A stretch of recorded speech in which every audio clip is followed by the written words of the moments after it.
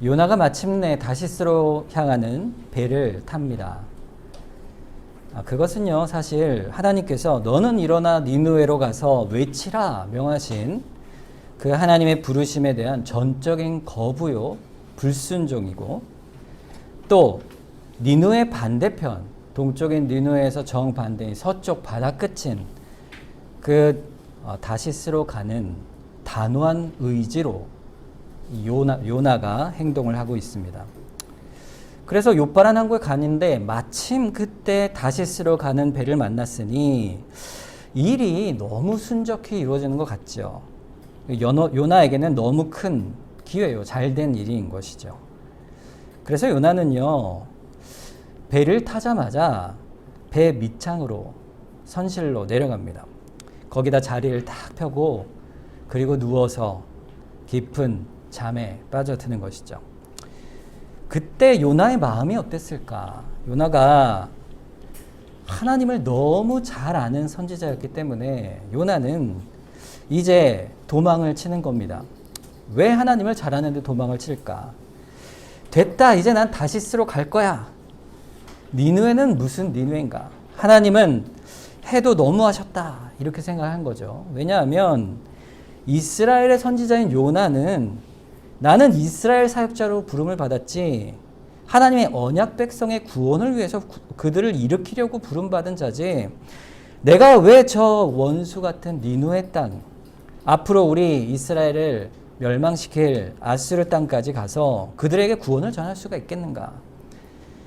하나님은 말로는 저들의 악독이 하늘에 다 상달됐으니 가서 심판을 외치라 말씀하시지만 내가 하나님의 속셈을 모르는가? 그러다 한 영혼이라도 돌이키면 그들을 살리시려고 니느웨의 구원을 외치라는 거 아닌가?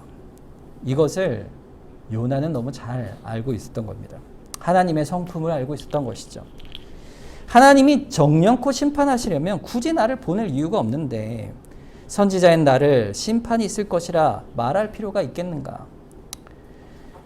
우리 북왕국 이스라엘에도 많은 선지자를 보내신 이유가 바로 남은 자를 구원하시는 하나님의 뜻이 있는 것인데, 하나님의 계획과 말씀 가운데에서도 완전히 죄로 총체적으로 무너진 이스라엘 중에도 바알에게 무릎을 꿇지 않는 남은 자들이 있으니 우리 선지자들을 보내시는 거 아닌가?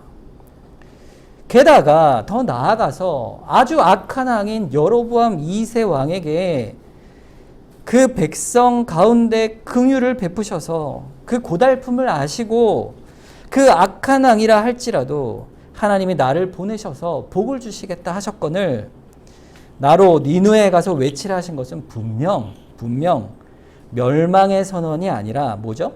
구원을 하나님께서 하시고자 하는 의지가 있는 것이다. 이것을요, 요나가 너무 잘 알고 있었던 겁니다. 하나님, 제가 하나님 마음을요, 다 잘 압니다. 이스라엘 선지자는 이스라엘 위에 존재하는 것이지 니느웨를 위하여 존재하는 것이 아니지 않습니까? 요나는 지금 그런 단호한 의지를 가지고 있는 거예요. 하나님을 아는 지식과 또 신학과 그 마음속에 있는 모든 말씀의 지식이 풍성한 그가 그 마음의 한 결심이 결국 뭐예요? 그래서 안 갑니다, 이거예요. 다시스로 가겠습니다.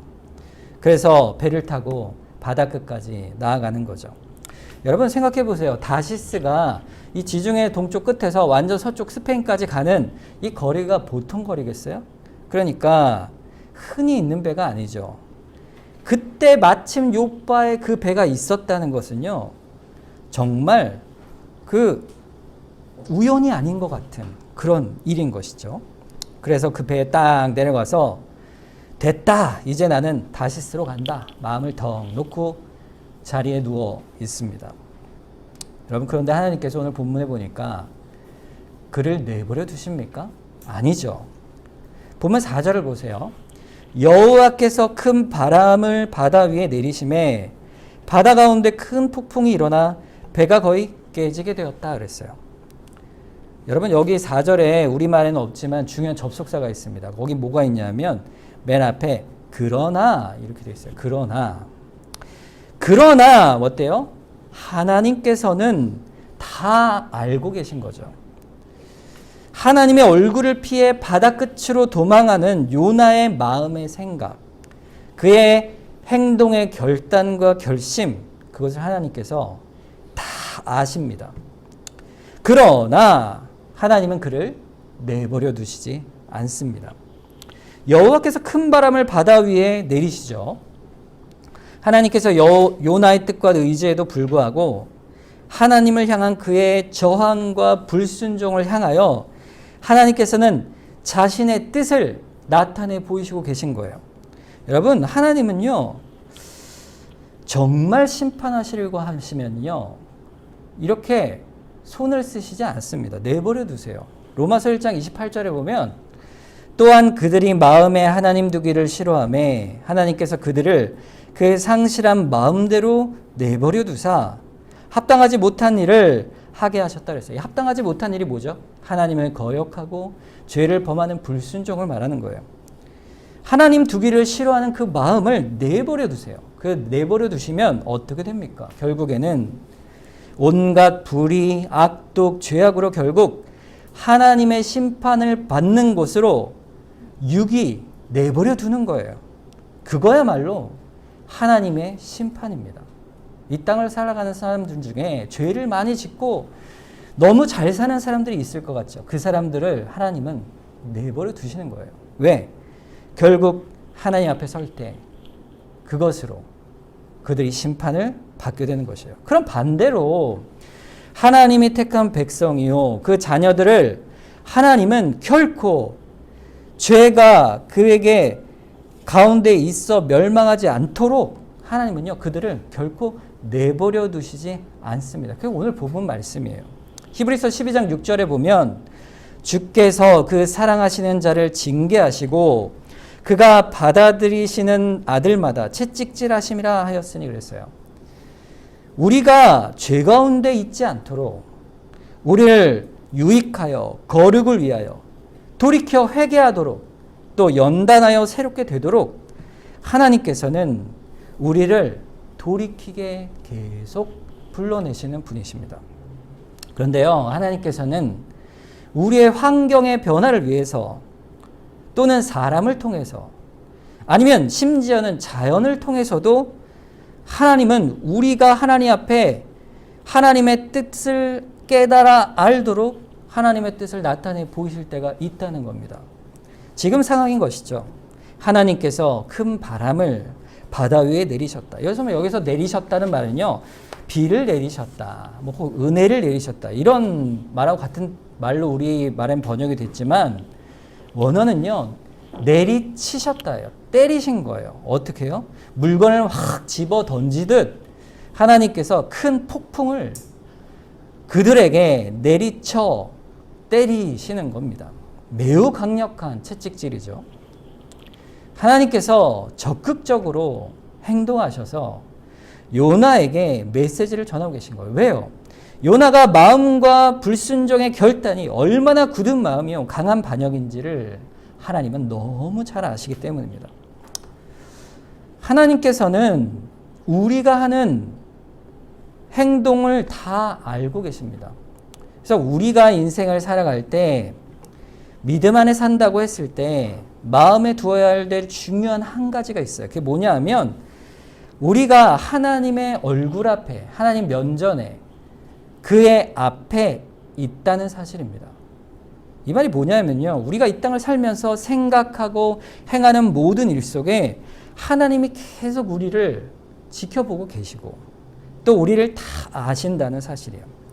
하나님이 우리가 방향을 잘못 가고 있을 때, 돌이켜야 할 때, 혹은 우리가 방향이 옳다고 생각하실 때도 하나님은 우리에게 메시지를 보내시는 거예요. 하나님은 다양한 말씀의 교훈을 통하여 우리가 그것을 깨닫게 하시고 여러 상황으로 우리를 어떤 환경의 변화로 격려하시고 또 돌이키도록 우리를 깨닫게 하시는 메시지를 우리에게 주십니다. 그 메시지를 알아들으면 하나님 앞에 깨어있는 사람이요, 그 메시지를 못 알아들으면 잠자는 자가 되는 거예요. 죽은 자 같은 자가 되는 거예요. 요나는 지금 어떤 상태입니까? 진짜로 자고 있죠. 그 자는 모습이 요나의 영적 상태를 보여주고 있는 거예요. 깊은 영적 잠을 자고 있는 것이죠. 그러니까 눈을 항상 땅을 쳐다보며 하나님을 향해 눈을 감고 있는 자기 속생각 계산대로 사는 사람은 절대로 하나님의 음성을 들을 수가 없습니다. 아니 그러면 폭풍을 지금 비가 많이 오는데 홍수가 나는데 그러면은 이게 하나님 뜻입니까? 하나님 우리에게 죄를 말씀하시는 걸까요? 여기 화살표가 보니까 오른쪽으로 되어 있는데 이쪽으로 가면 되나요? 이렇게 하라는 말이 아닙니다. 하는 말이 아니에요. 하나님께서 지금 우리에게 행하시길 원하시는 바가 뭘까? 그것을 알아가는 가장 중요한 방식은요. 사실 하나님이 본래 우리에게 원하시는 바에 대한 교훈들을 성경을 통해서 살피는 것을 가장 중요하게 생각하시는 것이죠. 여러분 성경을 보면 하나님의 사람은 마땅히 어떻게 살아야 되는 것인가에 대한 교훈들이 성경에 있습니다. 그래서 그 교훈의 일치에 가면 하나님이 기뻐하시는 삶을 사는 것이고 그 교훈이 어긋나면 하나님은 미워하시고 돌이키도록 징계하시는 그런 우리에게 사인을 주시는 것이죠. 여러분 시편 119편 105절 말씀 주의 말씀은 내 발의 등이요 내 길의 빛이니이다. 우리가 항상 묵상하는 말씀이죠. 여러분 제가 여러 번 말씀드린 것 같은데 요즘처럼 이때 당시 시편이 쓰인 당시에 요즘 같은 빛이 있어요? 밤에? 후레쉬를 탁 켜고 길을 가면 먼 데까지 탁 보죠. 자동차 헤드라이트를 딱 상향등을 탁 켜면 한 몇 킬로는 보이는 것 같죠. 이렇게 쫙 길이 펼쳐집니다. 아무리 깜깜하고 달도 없고 별도 없는 그런 길을 간다 할지라도요. 그런데 옛날에 등불이라는 거는요. 그렇지 않죠. 등불을 켜면 주변에 약간의 거리만 보여요. 이렇게 주변만 보여요.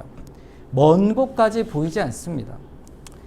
우리가 주의 말씀이 내 발, 내가 가는 길에 등불의 빛이다 이렇게 말하는 것은 우리가 살아가는 하루하루가 매일매일이 그 비추시는 걸음을 그 어둡고 깜깜한 길에 조금은 보이는 그 길의 모습을 분명하게 보면서 그 말씀을 통해 우리가 나아가는 것을 말하는 것이에요.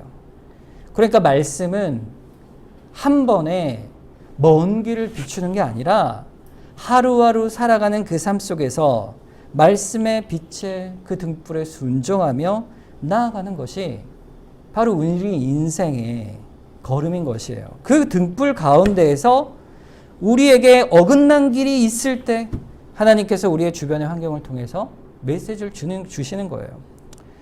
요나가 그렇지 않습니까? 하나님의 말씀에 불순종했잖아요. 분명하잖아요. 그랬더니 하나님께서 큰 바람으로 바다를 내리치셔서 그에게 다시금 하나님께 돌아오라 그 불순종에 대한 깨달음을 주시려고 하나님께서 불러내시는 겁니다. 말씀으로 돌아오도록. 바다 가운데 이 폭풍이 얼마나 센지 배가 거의 깨질 뻔한 거예요. 제법 튼튼한 배였겠죠. 왜냐하면 그 먼 바다를 항해하는 배가 작은 배겠어요? 원형어선만한 큰 배겠죠. 그런 배를 타고 당대의 가장 튼튼하고 큰 배일 텐데 그 파도와 폭풍이 얼마나 강한지 난리가 난 겁니다. 난리가 나서 아우성을 치며 밧줄을 당겨라. 파도가 친다. 이러면서 아우성을 치고 있는 거예요. 이 사공들이 보통 사공들이겠어요? 전문적인 사공들이죠. 그 먼 바다를 항해하는 이 사람들이 폭풍을 한두 번 경험한 사람들이 분명 아닐 겁니다. 그런데 그들이 본문 5절 처음에 보면 사공들이 두려워하여 각각 자기의 신을 불렀다 그랬습니다. 이게 무슨 뜻입니까? 이것은 예사로운 폭풍이 아니라는 거예요. 이제 여지껏 겪었던 것과는 너무나도 다른 이 사공들이 무섭다, 두렵다, 이제 죽겠구나 그 공포감이 엄습해오는 거죠. 뱃사공 일이 10년, 20년, 30년 된 베테랑들이 아니겠습니까? 그런데 그들이 만난 폭풍 중에 이런 폭풍이 없을 만큼 두려운 거예요. 보통은 선장이 딱 나서서 걱정 마십시오. 우리가 이런 폭풍 한두 번 겪어본 것도 아니니 안심하십시오. 이렇게 얘기해야 되는데 지금 이들이 뭐하고 있어요? 두려워 떨고 있는 겁니다. 두려워 떨고 있어요. 그들에게는요, 이제는 다른 방법이 없는 것을 아는 거예요. 이들이 할 일이 뭡니까, 이제? 자기 신들을 부르는 거예요. 뭐 하는 거예요? 기도하는 거죠. 우리를 살려달라. 신의 도움을 받지 않는 한은 사람의 힘으로 어떤 재주로도 이 폭풍을 지나갈 수가 없다. 이 사실을 안 겁니다. 이 폭풍을 내리치신 하나님을 떠난 요나는 하나님을 도망하여 기도는커녕 잠자리에 있을 때 이 선원들은 자기의 신을 향해 부르짖는 거죠. 아이러니죠. 게다가 보세요. 그들은 할 수 있는 모든 수단까지 다 동원합니다. 최선을 다하는 거예요. 보면 5절 중간에 보면 또 배를 가볍게 하려고 그 가운데 물건을 바다에 던졌다 그랬어요. 여러분, 그들이 살기 위해 배를 최대한 가볍게 하려고 물건을 다 던지죠. 여러분, 근데요, 이들이 항해하는 목적이 뭘까요? 아마도 물건을 실어 가서 그 물건을 무역하여 돈을 버는 거 아니겠습니까? 그 돈으로 어떻게 해요? 가족들의 안정과 부를 약속받는 거죠. 그 모든 목적, 항해의 목적조차도 뭐 앞에서는 다 버리게 됩니까? 죽음 앞에서는 버리게 되는 거예요. 자기 삶의 이유가 가족이 됐건 아니면 부가 됐건 명예가 됐건 아니면 어떤 다른 모험이 됐건 그것들을 다 그 순간에 버려야 되는 순간이 언제입니까? 바로 죽음을 목전에 둘 때죠. 여러분, 모든 사람이 다 마찬가지예요. 어느 때가 되면 누구나 닥칠 한 번의 길이 있어요. 그날이 뭐죠? 우리가 주님 앞에 서게 되는 그날이에요. 짧게는 우리가 삶을 다해서 죽으면 주 앞에 서게 될 것이요. 길게는 주님께서 약속하신 주의 재림 때에 모든 인류가 주의 심판대 앞에 서게 될 것입니다. 이 땅에 사는 동안 그 죽음이 닥칠 때 우리가 그것을 알게 되면 우리가 살던 모든 목적과 모든 걸 다 버려서라도 살 수 있다면 살려주시오, 이렇게 하지 않겠습니까? 그런데 이 살기 위한 단 한 가지 목적을 위해 모든 최선과 수단을 다했는데도 불구하고 그 노력은 소용이 없었습니다. 그리고 자신의 신들을 찾는 거죠. 그러나 그것도 효과가 없지요. 이 죽음의 위협 속에서 도대체 요나는 뭘 하고 있었을까? 본문 5절 끝에 보면 그러나 요나는 배 밑층에 내려가서 누워 깊이 잠이 들었다 그랬어요. 여러분, 배에서 잠든 분이 또 한 분 계십니다. 누구죠? 예수님이죠. 마태복음 4장에 보면 예수님이 폭풍 중에 배에서 제자들과 배를 타고 가시는데 폭풍이 붑니다. 근데 예수님이 너무 고나셨는지 배에 머리를 두고 주무시고 계세요. 그때 제자들이 너무 두려운 거죠.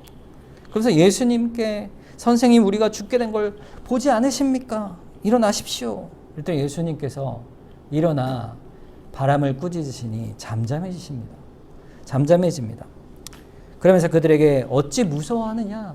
이렇게 믿음이 없느냐? 책망하시고 그가 만물의 주제요 또한 만물을 다스리는 분이심을 나타내 보여주십니다. 여러분, 예수님의 주무심은요, 예수님이 옆에 계시면 어떤 상황이 오더라도 흔들릴 때에도 그분이 옆에 계시면 우리는 요동 가운데에서도 안식할 수 있는 거예요. 그걸 보여주는 말씀이에요.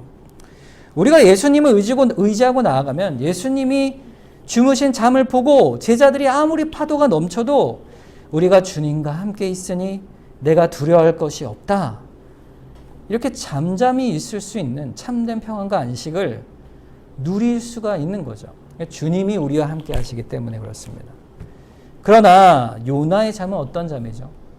반대죠. 정반대죠. 될 대로 되라예요. 될 대로 되라. 불순종의 잠. 나는 못하겠습니다. 그 최고의 표현이 뭐죠? 그냥 드러누워 자는 거예요. 여러분, 살면서 하도 화가 나고 정말 어떻게 해볼 도리가 없고 너무 하기 싫은 일이 앞에 있을 때 에이, 잠이나 자자, 이렇게 혹시 해보신 적 있으신가요?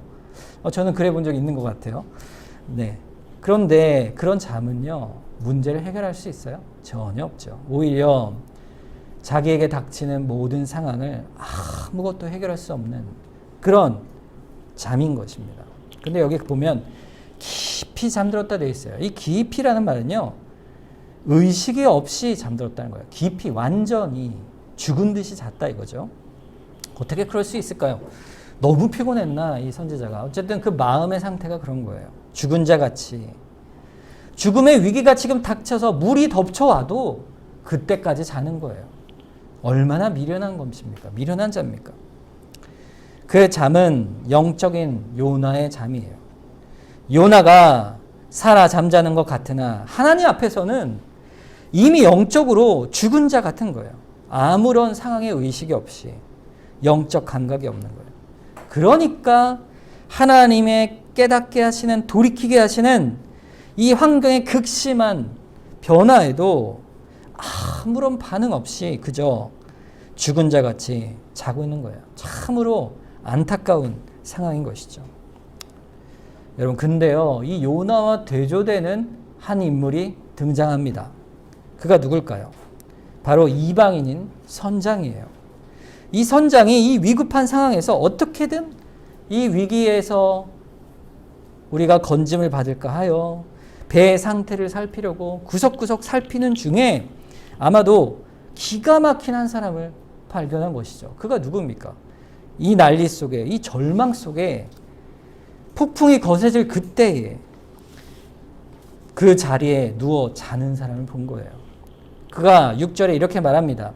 선장이 그에게 가서 이르되 자는 자여 어찌함이냐. 일어나서 네 하나님께 구하라. 혹시 하나님이 우리를 생각하사 망하지 아니하게 하시리라 하니라 그랬어요. 자는 자여 어찌함이냐. 이 말의 말의 뜻은 뭐죠? 어찌하여 이 판국에 그토록 잠이나 잘 수 있느냐. 이런 책망이 아니겠어요? 그의 미련함을 책망하고 있는 거예요. 그러면서 일어나서 너의 하나님께 구하라. 요나를 향해 하는 말이에요. 여러분, 이 선장이 하는 말을 잘 보세요.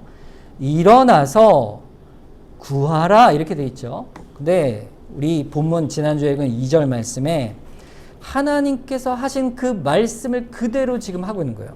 너는 일어나 저 큰 성읍 니느웨로 가서 그것을 향하여 외치라 그랬어요. 여기서 일어나서 같은 말이죠. 구하라, 외치라 같은 단어예요. 하나님께 구하라, 외치라. 하나님이 일어나 가서 외치라 할 때 요나는 일어났으나 반대로 도망을 갔죠. 그런데 지금 이방 선장이 와서는 요나에게 이 판국에 어떻게 그렇게 잠을 잘 수가 있어? 이 미련하고 미련한 사람아. 우리가 생명이 지금 촉각에 있는데 어서 깨어 일어나시오.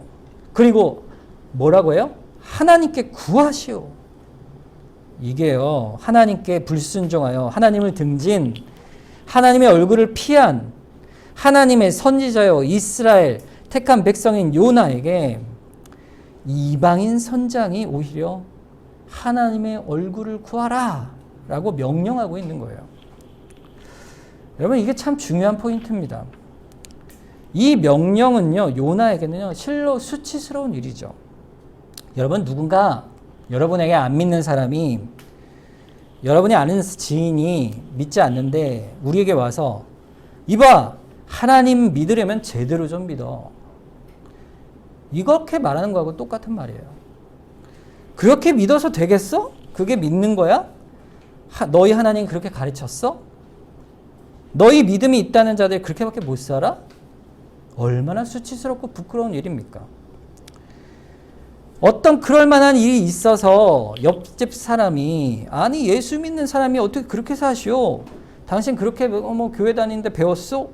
이렇게 말하면 우리도 반발할 수 있죠. 아니 나의 잘못을 왜 가지고 왜 하나님과 예수님을 욕하시오?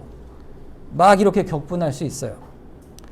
그러나 우리 모습은요, 사실 그대로 그들에게 우리와 예수 그리스도께서, 하나님께서 동일시 되는 거예요. 우리의 부족함을 들어 예수님을 향한 우리의 믿음과 예수님이 우리에게 향한 가르침에 대해서까지도 남들에게 빈 핀잔을 듣게 하는 것. 이건 너무나도 사실 당연한 일입니다. 그럴 때 우리가 할 말이 있겠습니까? 할 말이 없죠. 요나는 지금 이방 선장에게서 그 수치와 책망을 듣고 있는 거예요. 여러분, 거기에서 이 선장이 기가 막힌 말을 덧붙여요. 혹시 하나님이 우리를 생각하사 망하지 아니하게 하시리라. 여러분, 여기 선장이요, 믿음이 있어서 이 말을 한 게 아니고요, 이런 뜻이에요. 이제 소망은 너밖에 없어. 왜? 우리가 우리 신들 다 불렀는데 다 응답이 없어. 이제 너 하나밖에 없으니까 너라도 기도해봐. 이 말이에요. 그러니까 지푸라기라도 잡는 심정으로 너희 하나님께 기도해서 응답 받아봐라. 이렇게 얘기하는 거죠.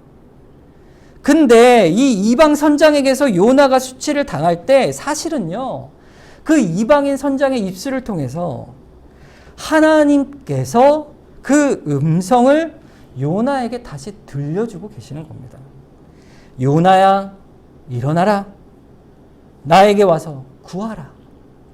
우리의 삶 가운데 우리를 업신여기고 우리를 조롱하고 하는 믿지 않는 많은 사람들의 소리 가운데에서 우리는요, 하나님의 메시지와 음성을 들을 수 있어야 하는 거예요. 예수 믿는 사람이 그게 뭐냐 하는 말은요, 사실 하나님께서 우리를 향해 묻고 계신 말씀이에요. 책망하시는 말씀이에요. 저들이 뭘 안다고 말을 해?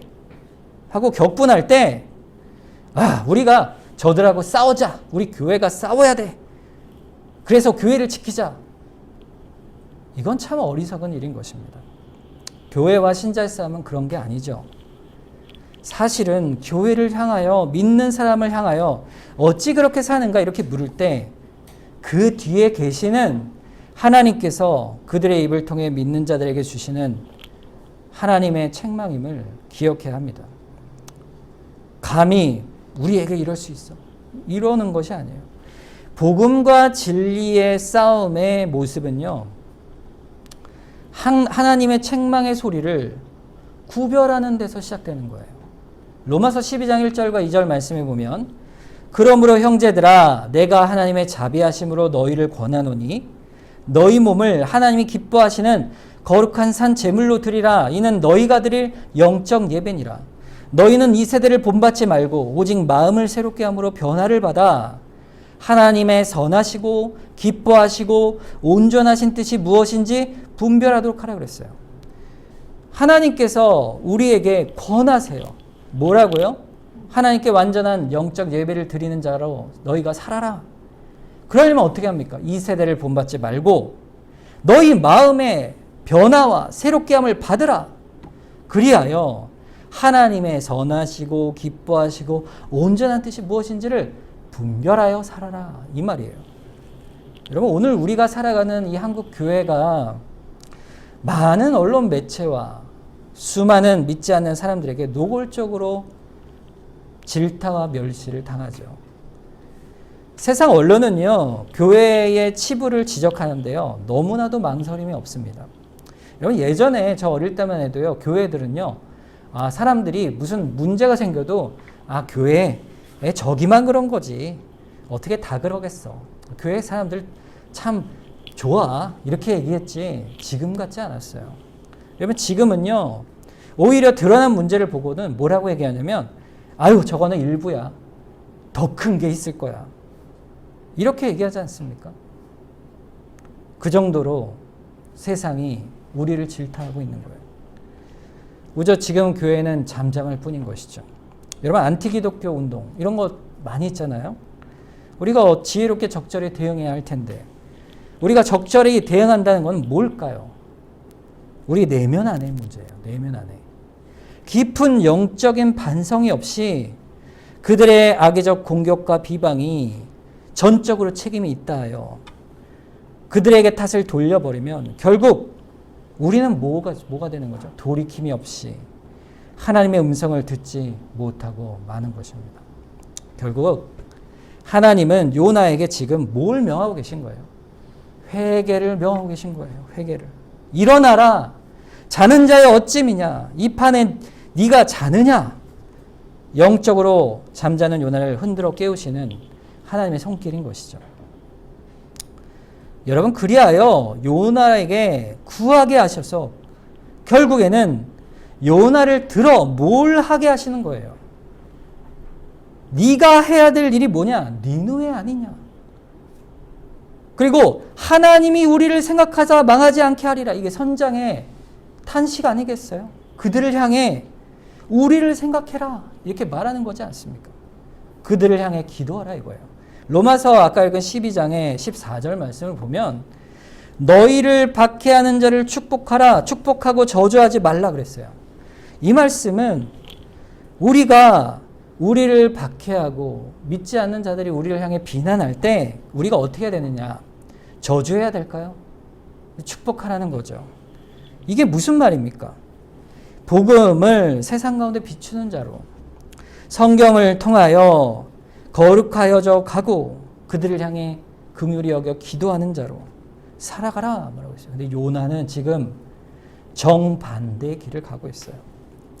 하나님은 요나의 기도를 통하여 믿지 않는 자들의 구원을 이끌어내시려고 니느웨로 보내시려고 했는데 요나는 그 모든 것을 돌이켜 도망치고 있는 것입니다.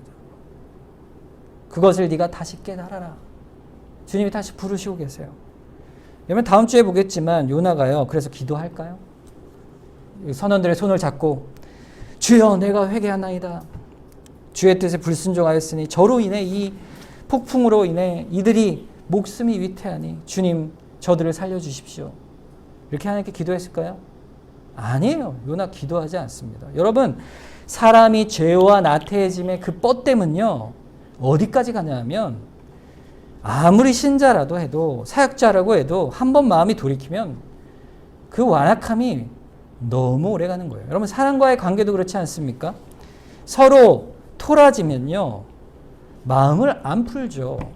그렇죠? 그 사람이 화해의 손을 내밀고 웃어도요. 아 도대체 왜 웃지? 왜 나한테 악수를 청하지? 그 교제의 손길이 싫은 거예요. 점점 마음이 굳어가는 것이죠. 하나님을 향해서 똑같습니다.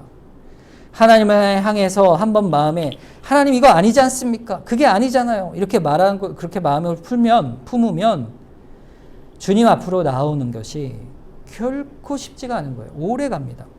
요나도 지금 뻗대고 있는 거예요. 요나의 마음은 이 상황에서 변화되지가 않습니다. 더 단단해져요. 자, 오늘 말씀이 이런 내용입니다. 요나의 모습을 보고 이방인들의 모습을 보는 것이죠. 또 하나님의 부르심을 보는 거예요. 여기서 오늘 본문에서 우리가 기도해야 될 내용이 뭡니까? 하나님 앞에 불순종 앞에서 오히려 난 모르겠소. 이제 난 반대로 가겠습니다. 난 못하겠습니다. 이 모든 행동과 불순종, 거부와 주저앉아 있는 요나의 모습 속에서 우리의 모습을 보는 겁니다. 하나님, 저는요, 성경 읽기 못하겠어요. 기도요? 그거 뭐 밥 먹을 때만 하면 되지. 저 잘 못하겠습니다. 잘 안 돼요, 기도요. 찬송이요?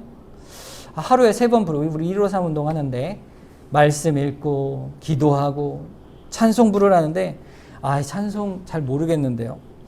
부르는 사람들인 데서 부르기도 그렇고, 안 하겠습니다. 하나님, 물질, 시간, 은사, 모든 봉사헌신, 하나님 저에게 기대하지 마세요. 그냥 저는 잠자는 자처럼 조용히 교회 왔다가 조용히 예배드리고 하나님 없다 하지 않겠습니다. 그냥 신앙 간수하며 살게요. 하나님 저한테 이래라 저래라 하지 마세요. 그냥 놔두세요. 그런 마음을 갖는 거예요. 그런 다음에 내가 왜 니느웨로 갑니까? 저 세상 사람들 보세요. 저 악한 사람들 이제 얼마나 가나 두고 볼게요. 하나님의 공의가 있나 보겠습니다. 그래 가면서 자기의 마음을 점점 굳혀가는 그것이 요나의 모습이요. 배에서 잠든 영적인 요나의 상태인 것이죠. 우리가 혹시라도 영적 상태가 잠들어 있지 않는가 그거를 살펴야 된다 이 말씀입니다.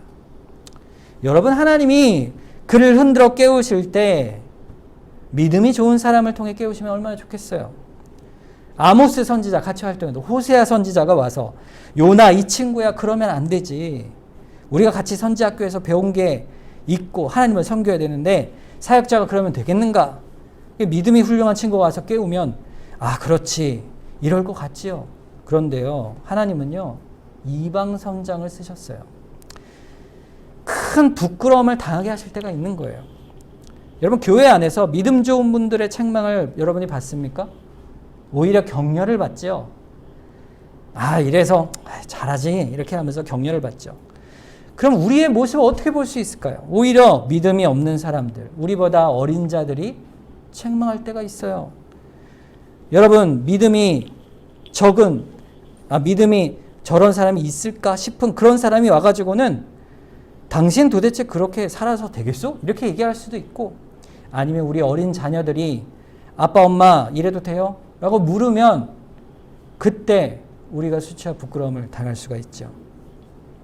그럴 때 하나님께서 우리를 책망하시는 거예요. 그 사랑의 방식이에요. 사랑의 매질이에요. 아주 아파요, 여러분. 아프죠. 너무 아픈데 그 아픈 매 속에서요. 우리는 뭘 깨달아야 되냐? 깊은 하나님의 사랑을 깨달을 수가 있게 되는 겁니다. 우리를 향해서 일어나라. 나에게 구하라. 회개하고 돌이켜라. 그 부르심, 그것인 줄 아는 거예요. 예수님께서 마태복음 20장 16절에 이와 같이 나중된 자로서 먼저 되고 먼저 된 자로서 나중될 거다 그랬어요. 먼저 된 자인데 나중된 자가 누구죠? 요나 아닙니까? 요나가 이렇게 끝나버리면 그것만큼 불행한 것이 어디 있겠어요? 하나님은 우리에게 말씀하시는 거예요. 너희가